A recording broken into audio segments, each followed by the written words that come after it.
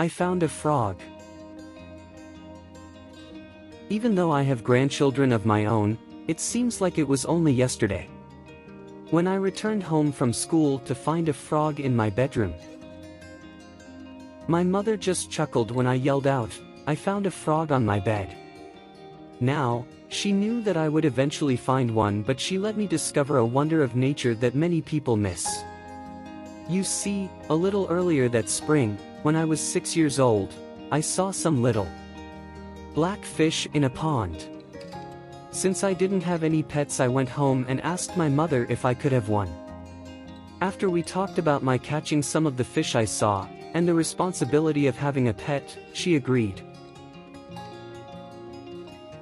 She gave me a bowl, told me to go catch a few, and said that while I was out she would prepare their new home. Off I went. There were so many that they were easy to catch that I filled the bowl and ran home. When I got home, my mother had an old fish bowl filled with water sitting on the corner of my desk. She asked to see the fish, looked, and with a big smile said, "Tadpoles. Wow! You are in for a surprise."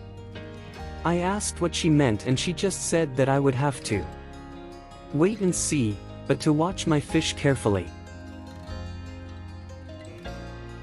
After a few weeks, I noticed some were changing.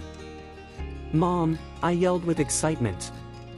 "Come here, my fish are growing legs." She came into my room, looked, smiled, and told me to keep watching. After several more weeks, there were more changes. "Mom," I yelled with excitement. "Come here, my fish are growing front legs and their tail is going away." A week or so later when I got up, I was amazed. There were more changes.